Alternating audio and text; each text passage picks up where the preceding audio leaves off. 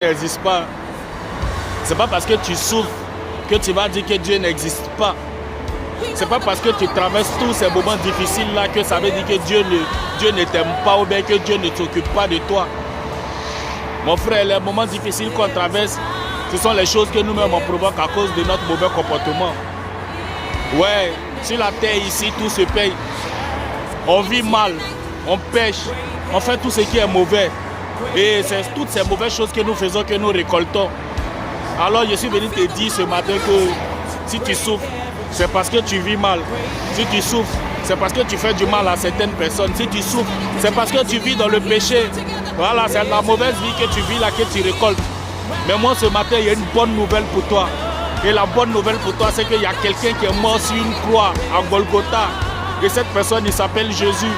Et ce Jésus-là, lui, il est venu pour racheter toutes nos dettes, toutes les mauvaises choses qu'on a fait, que nous devions payer. Lui, il a payé pour nous à la croix à Golgotha, mon frère.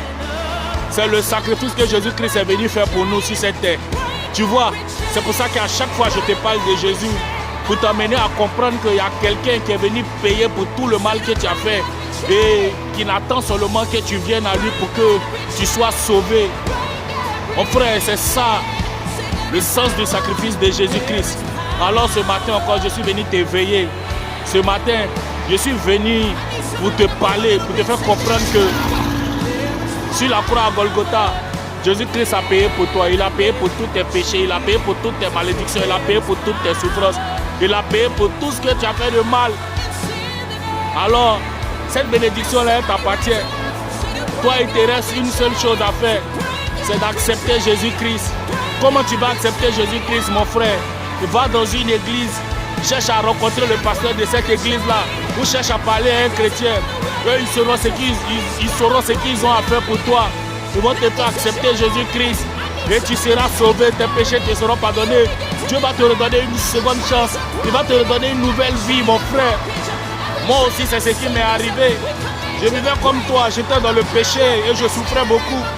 Mais depuis qu'il a accepté Jésus-Christ, les choses sont en train de changer. C'est vrai, je ne suis pas riche. C'est vrai, pour le moment, je ne suis pas marié, je n'ai pas de femme, je n'ai pas d'enfant.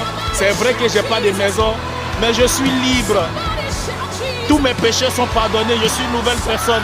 Je suis en train de reconstruire une nouvelle vie avec l'aide de Dieu, avec l'aide de Jésus-Christ, avec l'aide du Saint-Esprit, mon frère. Tu vois, c'est pour ça que je te dis que c'est avantageux pour toi d'être chrétien. Ok, à force, c'était encore mon petit message de ce matin pour t'encourager à revenir vers ton Dieu. Merci de m'avoir suivi, que Dieu te bénisse. Que Dieu te bénisse, mon frère.